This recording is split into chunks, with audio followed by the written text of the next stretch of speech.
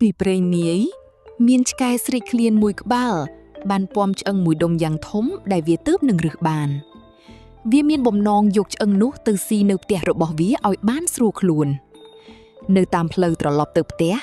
វាក៏ត្រូវដើរឆ្លងកាត់ស្ពានតូចមួយដោយឆ្លងកាត់ស្ទឹងដែលមានទឹកថ្លាឆ្វង់ពេលកំពុងដើរលើស្ពានឆ្កែនោះក៏អោនមើលទៅក្នុងទឹកហើយវាស្រាប់តែឃើញរូបភាពឆ្កែមួយក្បាលទៀតដែលជាស្រមោលរបស់វាខ្លួនឯងកំពុងពំដុំឆ្អឹងមួយដែលមានទំហំធំជាងឆ្អឹងរបស់វាទៅទៀតដោយក្តីលោភលន់និងចង់បានឆ្អឹងដែលធំជាងនោះវាក៏សម្រេចចិត្តព្រុសគំរាមដើម្បីដណ្ដើមយកដុំឆ្អឹងពីឆ្កែនៅក្នុងទឹកនោះខណៈពេលដែលវាហាមាត់ព្រុសវូវូដុំឆ្អឹងពិតប្រាកដដែលនៅក្នុងមាត់របស់វាក៏បានធ្លាក់ចូលទៅក្នុងទឹកស្ទឹងហើយលិចបាត់ទៅ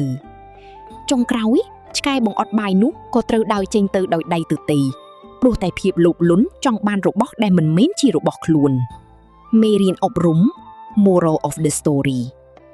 ភាពលោភលន់នាំឲ្យបាត់បង់អ្វីៗទាំងអស់ដែលខ្លួនមាន